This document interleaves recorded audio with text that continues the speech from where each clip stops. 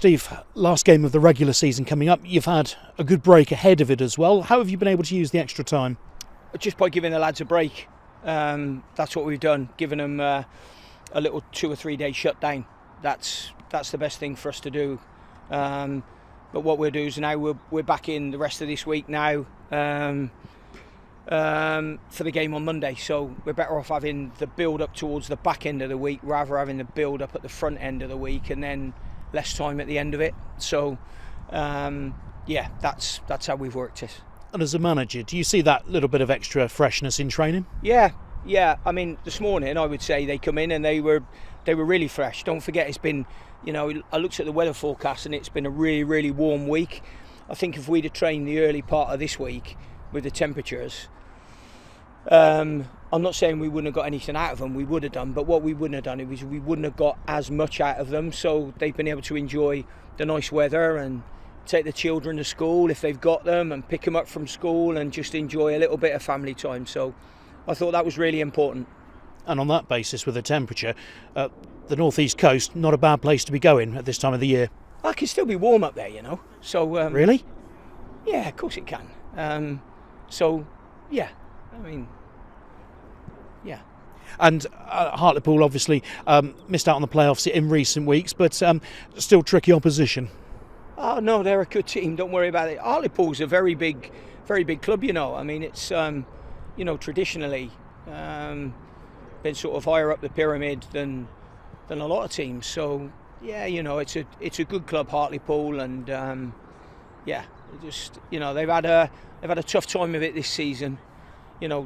More recently with the ownership and all of that going on, and the players have had 3 different managers. So I'm sure that it's been difficult for all of them and difficult for their players as well. Whenever you get that sort of trauma throughout your club, it definitely has a knock on. There's no point in saying it doesn't, and you can protect your players and your club all you like, but the bottom line is you never quite know what's in the back of their minds.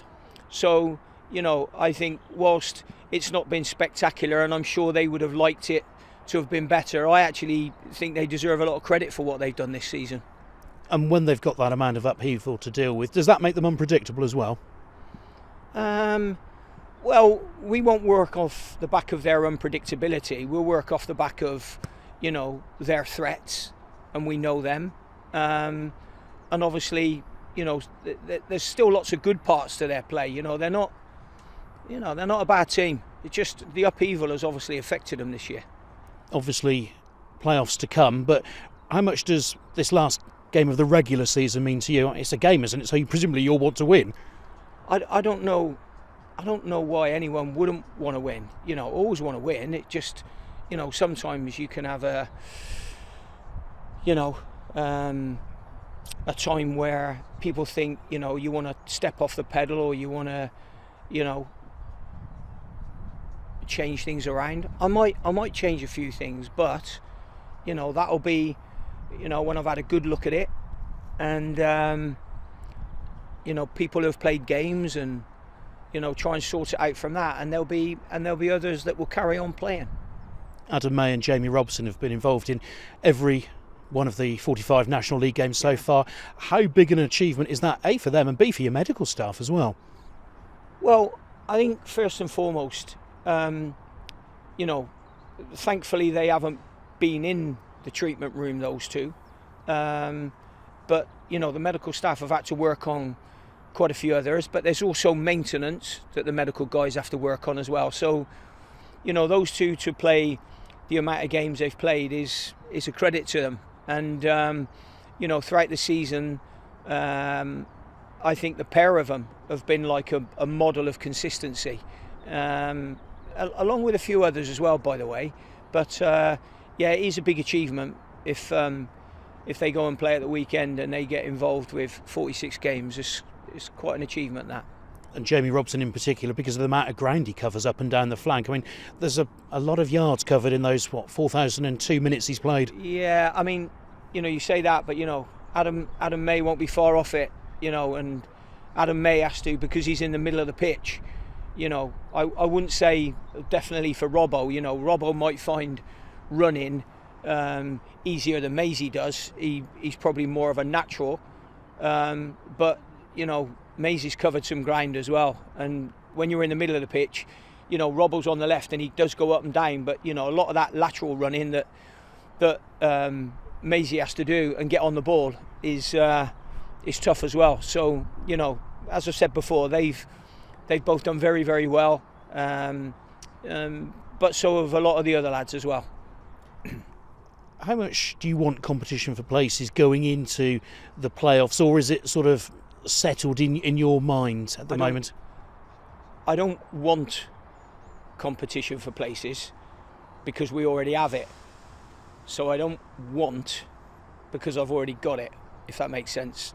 So yeah, I don't need any more competition for places. The competition for places is already there, and for those lads that have been the most consistent probably throughout the season will be the ones that end up nailing down their positions.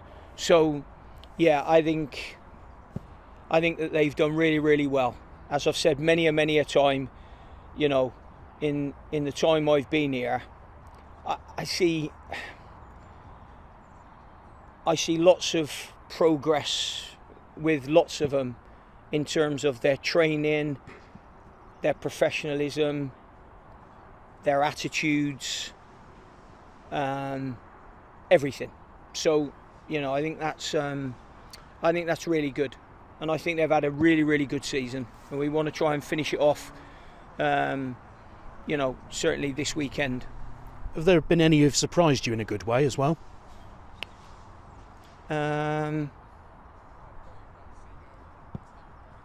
I wouldn't say surprised is the word, because don't forget I've known a few of them now. So I'd probably say that there would have been a few that would have maybe had to change some of their habits from last year, and I no doubt that's from, and I don't just mean the boys that were here either, that's the boys that we've ended up recruiting as well. We've touched on Adam May already. Adam May had hardly played any football in 18 months, 2 years before he come here, because he'd had 12 to 15 months out with a cruciate. Then when he come back, he didn't play the back end of that season at Cambridge. So I think he's another one that's, like I said, had to change what's gone on in the last couple of years for him. So yeah, without going through all of them, I'm sure I could pick out snippets with every single one of them that I think they've done better at this year. Injuries? How are Ted Cann and Cian Harris? Yeah, Cian's still got stitches in. He's got like 20 stitches down the top and under his eye. So yeah, that one's quite a bad one. Teddy Cann is better, and what we'll do is we'll make a later decision on that one, just simply because the early part of this week he was still on what we would call shutdown period. So yeah, we'll see how they are closer to time. Bento's obviously can cover centre half. He has done for plenty of the season, but he's also had that ongoing hip management issue. How's that at the moment? Yeah, no, it's okay. It's okay at the moment. I mean, he definitely will have to have something done at the end of the season. We'll just have a little look and find out when we need to call time on that, if you know what I mean. And everyone else okay?